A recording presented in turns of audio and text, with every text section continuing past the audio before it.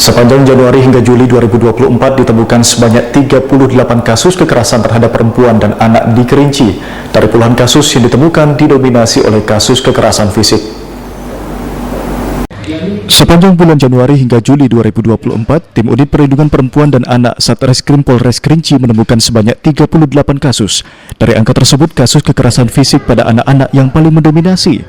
Kanit Perlindungan Perempuan dan Anak Satreskrim Polres Kerinci Hendra Dery mengatakan, dari 38 kasus ditemukan kasus kekerasan fisik pada anak-anak sebanyak 14 kasus, kasus perundungan sebanyak 10 kasus, dan kasus kekerasan perempuan sebanyak 13 kasus.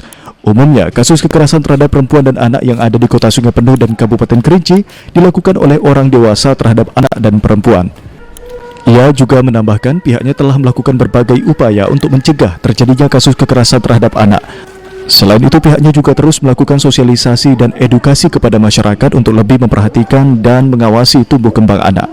Bulan Januari sampai 2024 itu sebanyak 38 kasus, terdiri dari kasus perundungan sebanyak 1 kasus, sementara untuk kasus kekerasan fisik sebanyak 14 kasus, dan kasus persetubuhan anak ataupun kasus kekerasan persetubuhan sebanyak 10 kasus. Kita untuk himbauannya untuk para orang tua.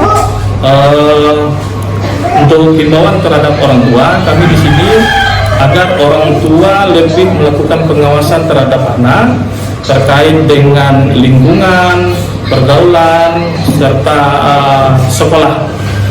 Dalam hal ini kita menghindari jangan sampai terjadi kasus bullying ataupun kasus kekerasan fisik terhadap anak. Kemudian lebih peka dan kontrol terhadap anak. Sering-seringlah melakukan pengecekan ataupun melakukan pemeriksaan terhadap HP anak, karena sumber dari permasalahan itu berawal dari HP, karena terlalu mudahnya untuk mengakses konten-konten yang dalam ini belum pantas untuk ditonton oleh anak. Dewi Wilona,